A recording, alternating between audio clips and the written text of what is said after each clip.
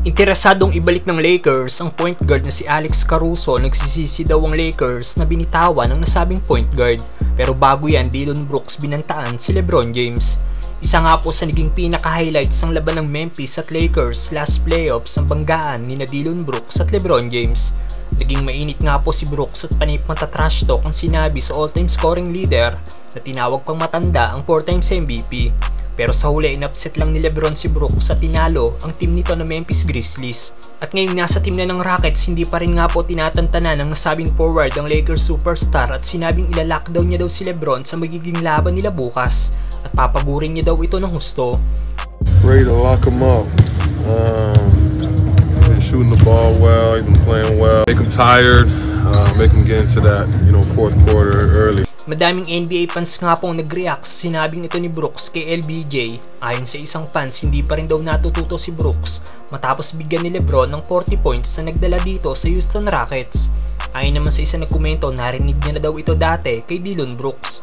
May isa naman nagkomento na gustong-gusto niya daw ang laro ni Brooks ngayon sa Rockets dahil sa confident at sa solid defense na ginagawa nito. Anong masasabi niyo dito mga brother? Samantalang Alex Caruso interesadong ibalik ng Lakers. Isa nga po sa malaking parte ng 2020 championship run ng Lakers ang point guard na si Alex Caruso na siyang tumayong backup PG ng Lakers. Hindi nga po ganoon ka-impressive ang numero ni Caruso kung saan nag-average lang ito ng 6.5 points, 2.3 rebounds at 2.8 assists per game. Pero hindi nga po matatawaran ng depensa at mga hustle play na ginawa nito.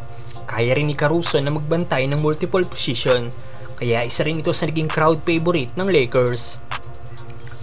At ngayong pagsisimula ng season, nakita na nga po ng Lakers ang isa sa kahinaan nila at ito daw ang kakulangan sa depensa. Kaya naman ayon sa report, interesado daw ang Lakers na ibalik si Caruso sa purple and gold dahil alam nilang ito daw ang makakatulong sa kanila. Ayon din sa report, nagsisisi daw ang Lakers na binitawan nila ang nasabing point guard.